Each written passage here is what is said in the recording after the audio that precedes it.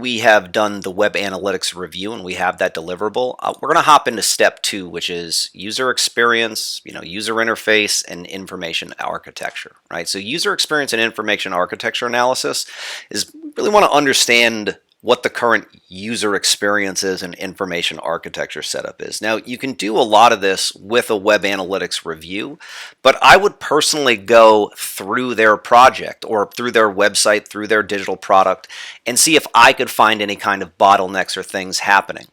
So information architecture and user experience can be looked at in tandem for a web project to help define the current state.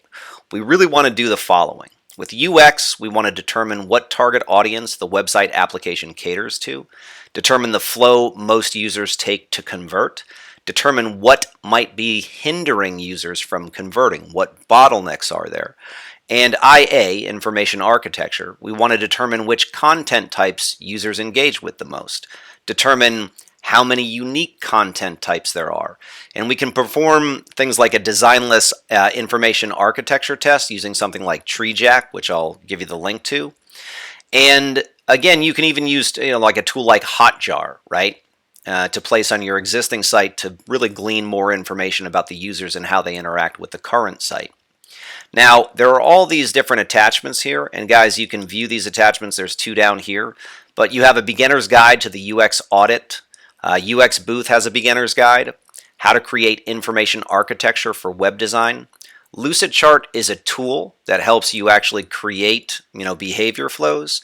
TreeJack is a really cool tool. It does cost money. I believe it depends. They might have a freemium version of it, but it basically is a designless test that tests the nomenclature of things like your navigation menu, right? And that's really cool. And then Hotjar does something a little bit similar. But the deliverables here can be a user experience analysis, and these are, again, just kind of decks that you put together that outlines what you've found, right? Which pages on the site convert, which pages do not, any kind of insight on why that might be. And you might take, shots in the dark on this, right? You might be guessing here, but it's better, having your best estimate or best guess is better than no guess at all.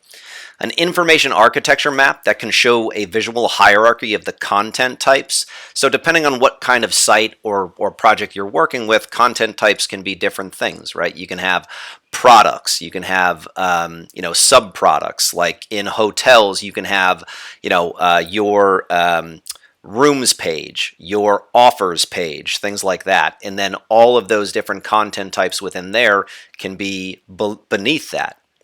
You can complete a current sitemap, which lists out all the pages of a website or the different steps of a digital product. And then you can do a finalized TreeJack test to uncover any kind of weak points in just the information architecture.